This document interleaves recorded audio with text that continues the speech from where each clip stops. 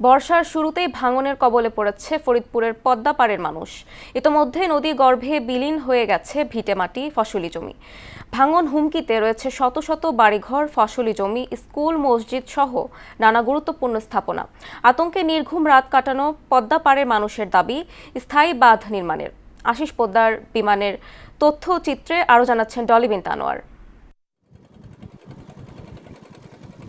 প্রমত্তা নদী পদ্মা বর্ষা এলেই গ্রাস করে নদী তীরের দুপারের মানুষের শত শত বাড়িঘর, ফসলি জমি। এবছরও তার ব্যতিক্রম নয়। বর্ষার শুরুতে ভাঙন শুরু হয়েছে জেলার সদর উপজেলার নর্থ চ্যানেল ইউনিয়নের ইউসুফ মাতব্বর ডাঙ্গির তীরবর্তী এলাকা।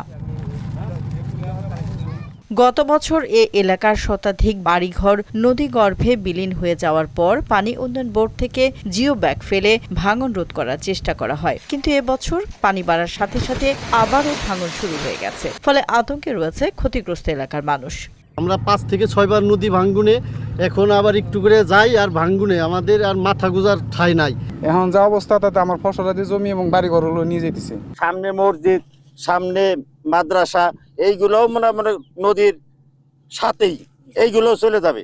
সর্বগ্রাসী পদ্মার থাবায় প্রতি বছর নিঃস্ব হয় হাজারো পরিবার। নতুন ভাঙন, নতুন আশ্রয়, আবার ভাঙন। তাই ভাঙন রোধে অসহায় পরিবারগুলোর সরকারের কাছে একটাই দাবি, স্থায়ী বাঁধ নির্মাণের। অতি শীঘ্রই এই জায়গা স্থায়ীভাবে বাদ দেওয়ার দরকার আমাদের।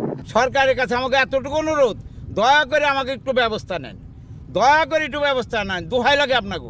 ভাঙন রোধে প্রয়োজনীয় পদক্ষেপ নেওয়া সহ ক্ষতিগ্রস্তদের সহযোগিতায় জেলা প্রশাসনের পক্ষ থেকে ব্যবস্থা নেওয়া হয়েছে বলে জানালেন এই কর্মকর্তা।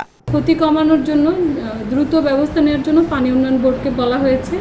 আর যাদের অলরেডি নদীতে জমি ভেঙে গেছে তাদেরকে আমরা আমাদের দুর্যোগ ত্রাণের যে মন্ত্রণালয়ের বিভিন্ন ধরনের অনুদান থাকে তার আওতায় এনে কিছুটা তাদেরকে ক্ষতিপূরণ দেওয়া যায় সেটার চেষ্টা করব।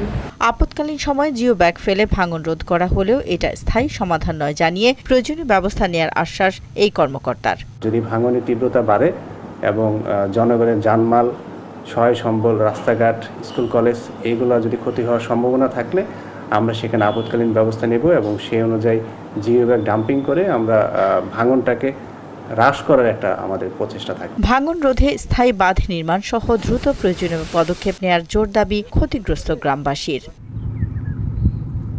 ডলি বিনতে মনোয়ারা, মোহনা সংবাদ।